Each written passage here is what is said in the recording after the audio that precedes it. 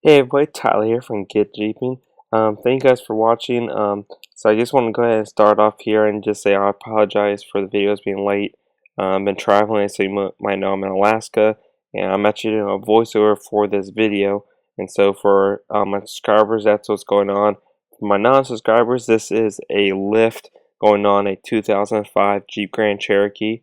This is going to be a 2-inch budget lift or BB lift, whatever way you want to call it, from rough country. You can pick this up for around $150. I've seen it as cheap as $100 some days, but you can get it from Rough Country or any other sites like that. I highly recommend this lift just 'cause it's easy to install, it's quality work, and it's at a really cheap price to give a lift on this vehicle to get some larger tires.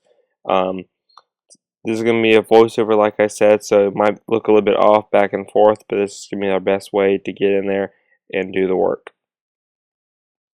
So go ahead and pop your hood open, and we're going to look under here, and there's a part you need to get off on each side. So of course on this side you have to take off the air filter box to remove that out of the way, mainly just to undo the bolts to take your canister out for your radiator, which is two bolts, one on the firewall itself and one on the bottom of the vehicle, or on the fender, either way. I'm going to move that out of the way, and then we have four bolts you have to take out. First, there's a 1, 2, 3, and 4, of course, and there's a clip on this end right here. Just stick a screwdriver under it or a tool like that, and it just pries right up eventually. Took a little force to do, but eventually it pried off. Next step is go ahead and take off the electronic portion of the right hand side. There's these two electronic boxes. You gotta take those off, and then there's three screws mounted to this kind of like plastic chassis here that you have to undo. Go ahead and follow your directions on what size socket to use. Then you have to pull the whole tire kind of piece up, and it's kind of difficult because you don't want to just break or anything. Once you pull it all up, go ahead and I just took a screwdriver here in a second, and I kind of like propped it up that way I can get behind it. And then you have your full bolts like you did on the other side. Um, it's really easy to use a socket. I use a breaker bar because mine kind of were stiff in there. Once you get that, then you get your four bolts out. Next, we just need to lift up the front of the vehicle. After you get the inside done, go ahead and close your hood. And now those bolts are done, so go ahead and lift your vehicle up. Vehicle lifts, you're going to take off your tire by loosening your 5 lug nuts and pulling off your tire. Real easy to do that, of course. This is your main part where your axle and your all the systems are. This is your upper control arm, and we're going to be taking out this main strut here. This is your shock and your coil, and then we're going to be taking out, and you have to undo your top bolt here where your control arm attaches to your main piece here, which I forget the name of it, and then there's a clip back here we have to unhook. Kind of just follow your directions on that part. Real self-explanatory. This is your control arm, your track bar, and all that kind of stuff right here. And then we undo this bolt as well. So take those three parts out. Yeah, the bang on the hammer a little. Get in there. I didn't get much clip of all that. Here's your bottom part. This is your fork for your control arm. We have to undo that bolt that's holding it on. Really easy to take all that out, of course. It's like an 8-inch long bolt. Might give you some problem. I actually had to cut mine, so that's why here in a second you see a new bolt. So once you have all the parts off, those three main bolts out, or 4 bolts actually, make sure you save all the bolts themselves. So we're actually on the other side of the vehicle here because I had some problems on the other side, so we switched into this side. So go ahead and push your axle as far down as you can, and then you're going to go ahead and start pulling down and kind of push your upper control out of the way, and it should slide on out, and then make sure your wires aren't clipped in like before. And that should pull out, and then we'll go to the next step. In this part, I really wanted to show you all something. This is your spacer for your front, and that goes onto your strut. You have 4 bolts here, and each have kind of pointed into them. And the Rough Country website says to grind off the ends, but I was like, okay, no, I don't have a grinder, so I'm gonna have to go buy one. So I went and bought a grinder, expecting to have to grind it off. And then once I actually started installing it, I look here, and you see here there's plenty of space there. The bolt is not touching the spacer whatsoever, and so I don't understand why you need to grind it off. So that's preference to y'all if y'all want to do that. I just slid on a slide like that and started my nuts. and then it slid on perfectly. I got it all tightened down with the wrench, perfect as all get out right there. So you really don't need to grind them off if you don't want to, but it's up to you. The next step is to actually install the actual strut into the system. You can go ahead, you want this back nut piece to be towards the back. I had the hardest difficulties putting this unit in because it has 2 inches to the top of it, and so it's very difficult trying to get it in. I ended up having to get help to do that, and my camera, the battery died, so that's why the next clip is actually dark, because that's the last clip I shot of the night because I had such difficulties with it. What I had to do was push down the axle, push the fork in first, and then I used a big crowbar to kind of pull it up over where the control arm is on the top. You'll figure it out. It's not too complicated. The way I'm doing it here is absolutely stupid. You want your fork in at the bottom, and then pry in the upper piece on second is the best way to do that. You see here, once you actually get it in, your bolts are going to come on top, and Rough Country supplies the new bolts. There's of course 4 of them again.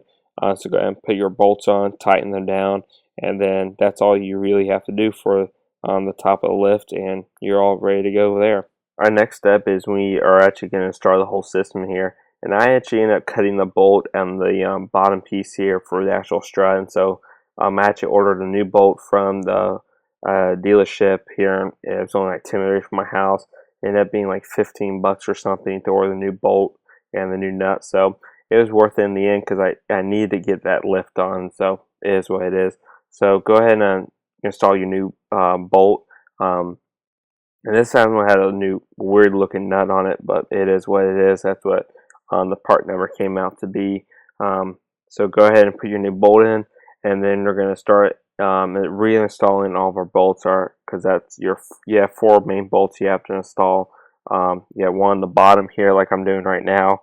Took me forever to tighten that beast down, but ended up being pretty easy in the end. Next, you want to go ahead and do your upper control arm. Kind of jack the bottom of your axle up and put the nut on, and then it's easy to go from there. And then you want to check your control arm, or not your control arm, that is your track bar, to attach on here. Go ahead and just push it on, and then keep jacking the vehicle, and you can see it slides on, and you can pull it it's loose. I can pull it through, and then go ahead and put your nut on, and then go ahead and tighten that down as well. And then it's pretty easy to, once you figure it out.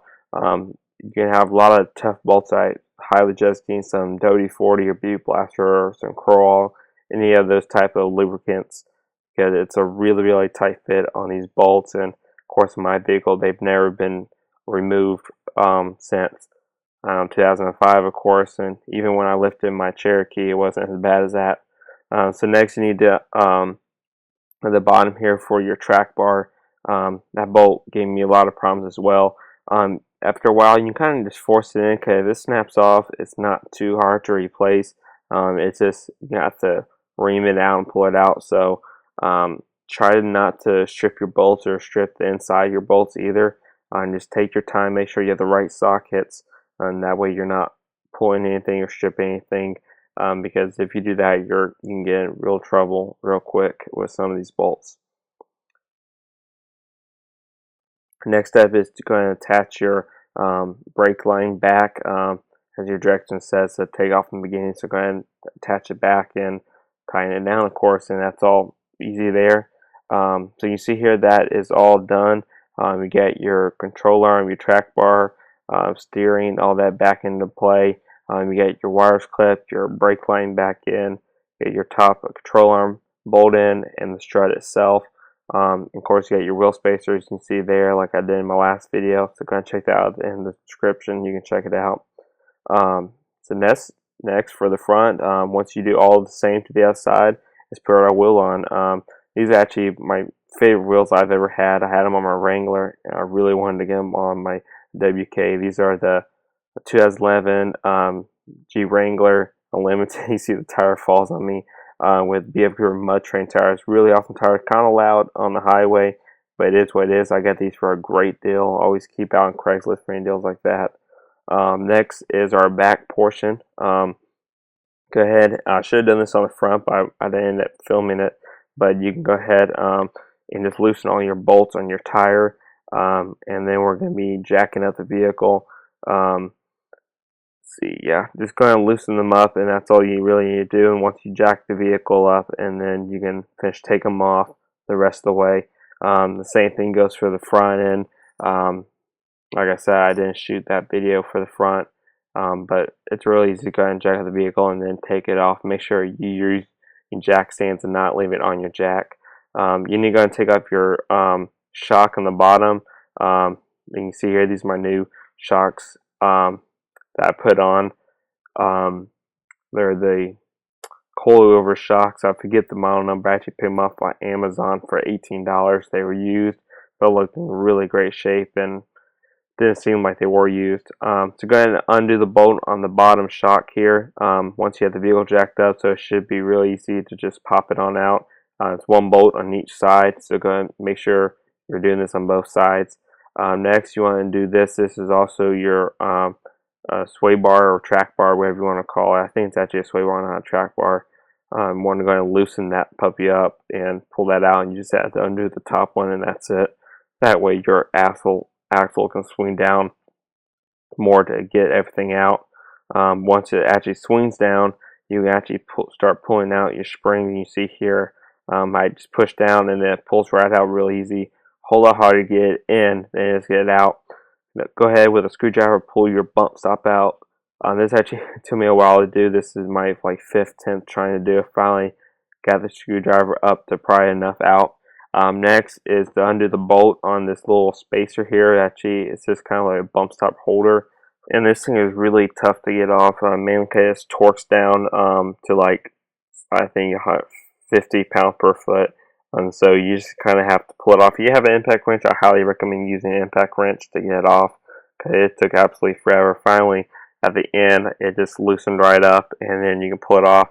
You're not going to be reusing this bolt, I don't believe. You're going to be replacing it with a new bolt.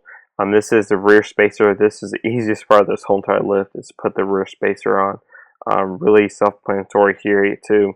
Once you put that on, then you can actually use that same adapter piece in the bottom and the new screw or bolt or whatever, and you can just tie it on until you can get in there, and then you actually torque that on to wherever the manual actually said. I can't remember the exact number, since I don't have my manual with me for the actual lift install.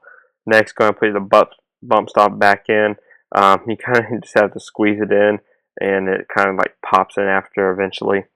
Next, I'm going to put this rubber piece back on as well, and then the coil itself. This is the hardest part of the rear portion of it. What you have to do, since I didn't film it, you just push your axle down and use another pry bar, pry it in, since that is a spring. And the next, we need to put the shock back on. Since your axle is so low, go ahead and jack up the vehicle till you can get the shock in there, and then the bolt should just slide in, and then you can just tighten it down with your wrench, of course. Funny story, this bolt actually came out. I guess it will loose. I actually had to replace it on the side of the road. Luckily, it had extra bolts. So next, put your control arm back in, and or sway bar. I can't remember the name of these silly things. Go ahead and put that bolt back in, and then go ahead and install your wheels back on the rear, and we're going to torque them down to 100 pounds per foot. Make sure you torque your lugs nuts down. Don't impact them on, just torque them down. That's the safest way of all. Once you have your lift all done and you have your wheels on, the car lowered down, this is basically what you're going to end up with a 2-inch rough country lift or any other 2-inch lift. We're really enjoying this. Have a tour video coming out next week. Stay tuned for that, as well as more. Check us out at GetJeeping.com, as well as YouTube. We're on Instagram, Twitter, and Facebook. So go ahead and follow us on those social media links, and we will see y'all in the next video soon.